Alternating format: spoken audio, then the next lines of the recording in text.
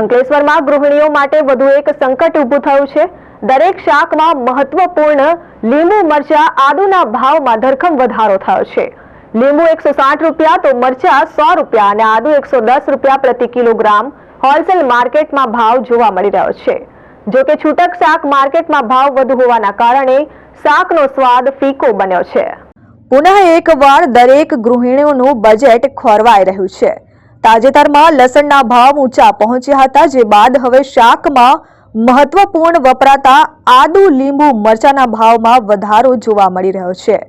ચાલુ વર્ષે કમોસમી વરસાદે ખેડૂતોના ઊભા પાકનો દાટ વાળ્યો હતો, તો મધ્યપ્રદેશમાં પણ એની અસર જોવા મળી હતી, જેને લઈને ઊભો પાક નાશ પામતા પાકના ઉત્પાદનમાં ઘટાડો થયો છે। જે બાદ ખેડૂતોએ પુનઃ પાક લેવાની ફરજ પાડી છે, જેને લઈ બજારમાં આવક ઓછી હોવાથી ભાવ આસમાને પહોંચી ગયા છે।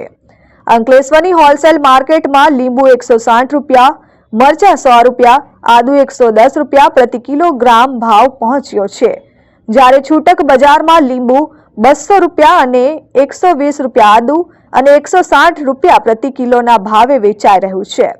સામાન્ય રીતે તમામ શાકમાં આદુ મરચા લીંબુનો વપરાશ થતો હોય છે, તેના જ ભાવમાં વધારો થતા ગૃહિણીઓ માટેનું રોજિંદુ બજેટ ખોરવાઈ ગયું છે।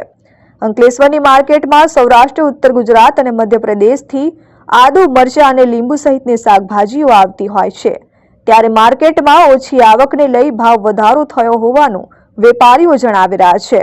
હાલ ઉનાળો ચાલુ થવાથી આદુ મરચા લીંબુ હોલસેલમાં 160 180 રૂપિયા કિલો વેચાય છે। આદુનો ભાવ બી આસમાને છે, 100 રૂપિયા 120 રૂપિયા હોલસેલમાં વેચાય। મરચાનો ભાવ બી 100 રૂપિયા 90 રૂપિયા કિલો વેચાય। અને આ બધો માલ બહારથી આવતો હોવાથી ગુજરાતનો કોઈ માલ નથી, જેથી આનો ભાવ વધારો છે ને પબ્લિકની ભૂખ છે પણ કરીએ છું।